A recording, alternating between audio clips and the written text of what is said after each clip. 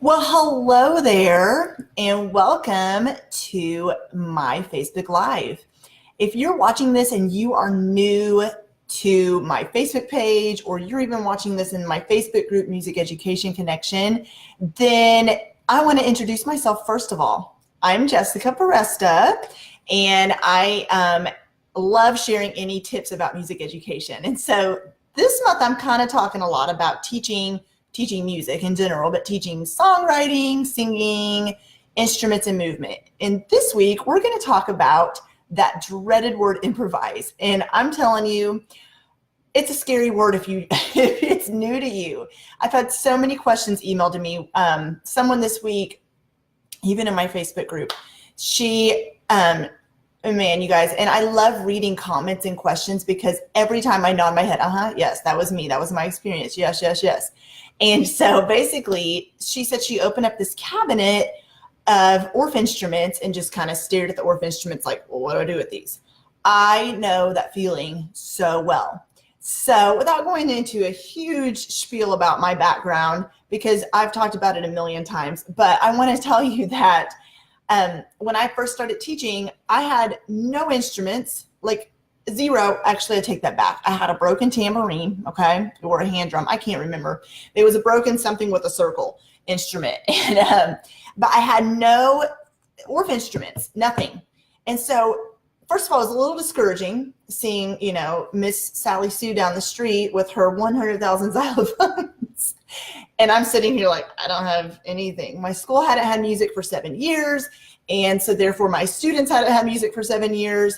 And so some of them were kindergartners anyways, but you know what I mean? It was a rebuilding process. Like, it makes me think of right now, you guys, total bunny trail, but I'm a big Razorback football fan, okay? So if you don't know that about me, I live in Arkansas.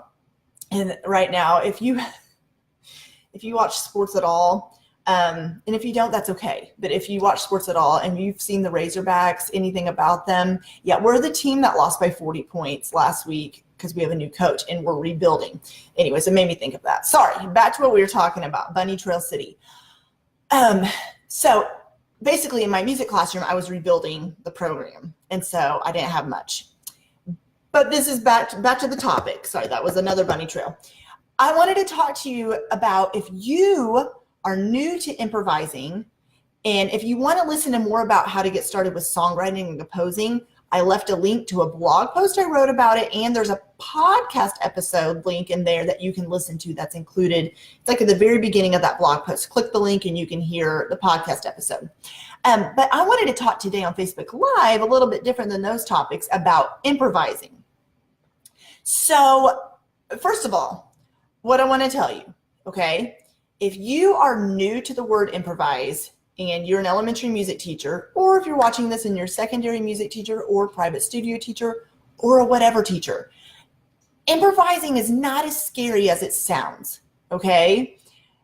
And so I get these comments, but I tried improvising with my class and it sounded like a train wreck. You know what the cool thing is? It's supposed to. The reason why is because when you say the word improvise, and we're going to talk about how to set some, what's the word I'm looking for, guidelines before you get started. But when you tell your students to improvise, it's going to sound kind of like a hot mess because they're all creating their own rhythms or notes. And so, even if you don't have instruments, they can use their bodies.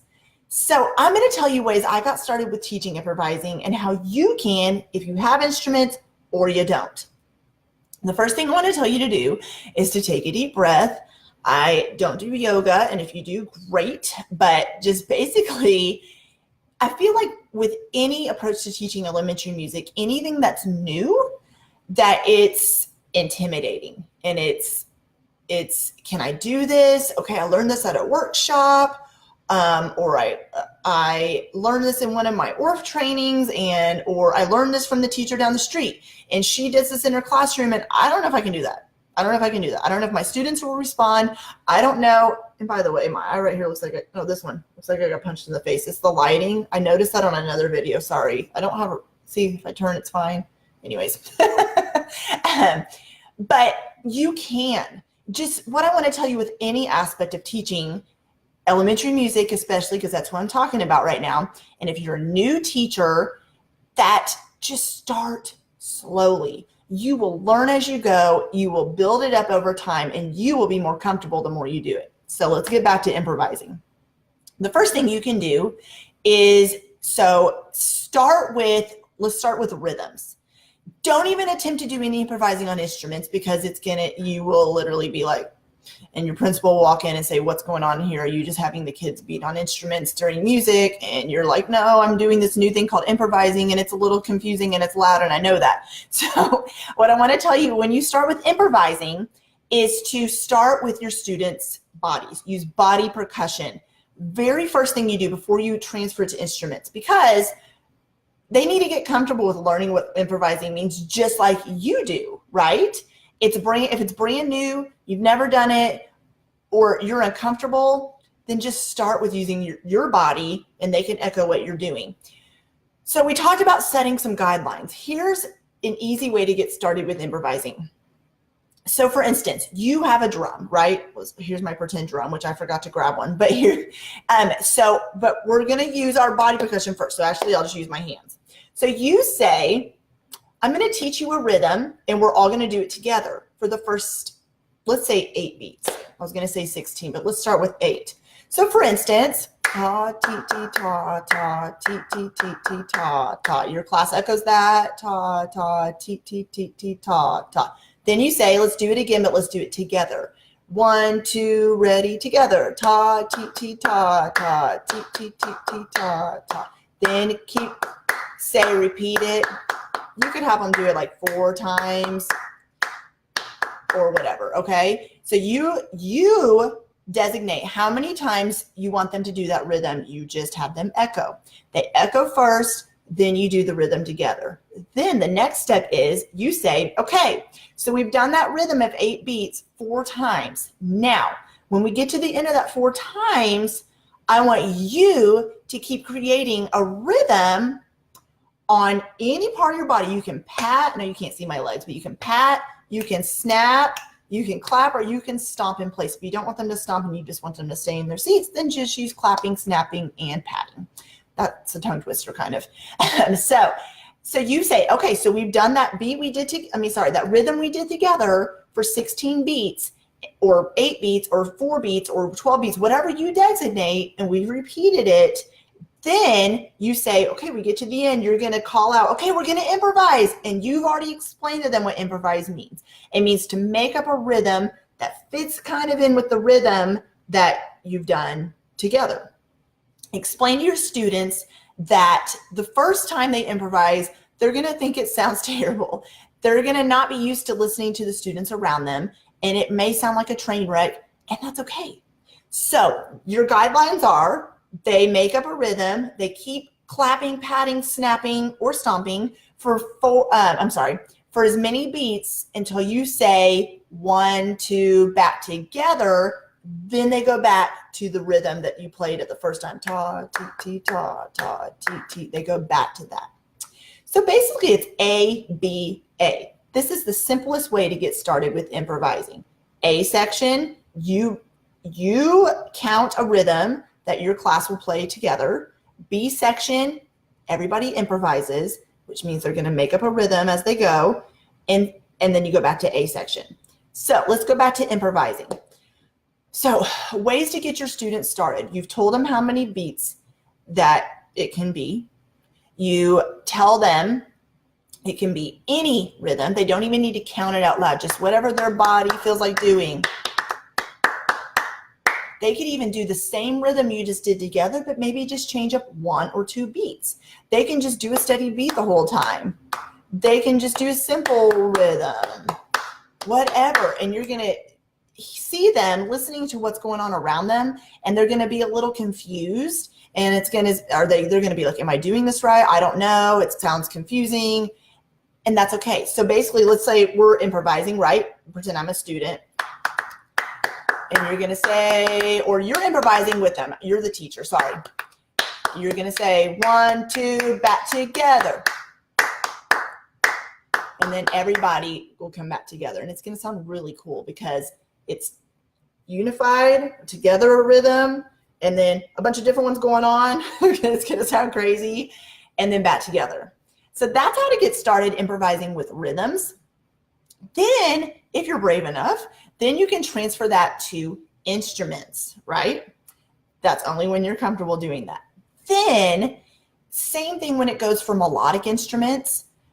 This is where it gets a little more tricky because then the students will start playing kind of like any note.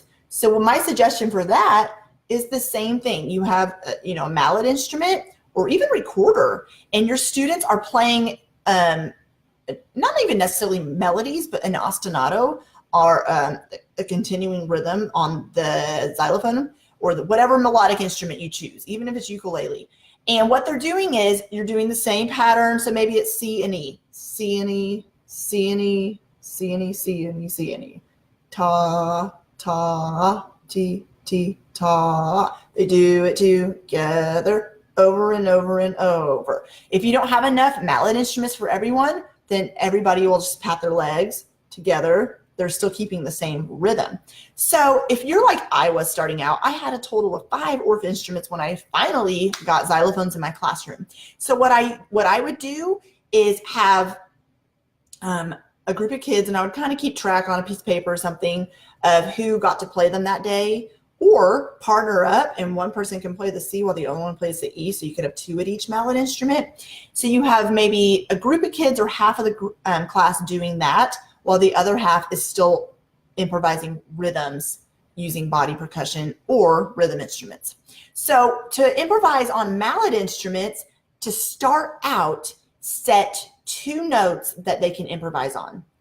Don't make it too hard. I mean, eventually you can get up to like, you can play a C chord or whatever. But right now we're using C and E as an example. So they can do anything on that C and E together, or they can do, walking notes. It's totally up to them. But whenever you call them back in, just like we did a minute ago with ABA, with the rhythms, they go back to that ostinato you did together, okay?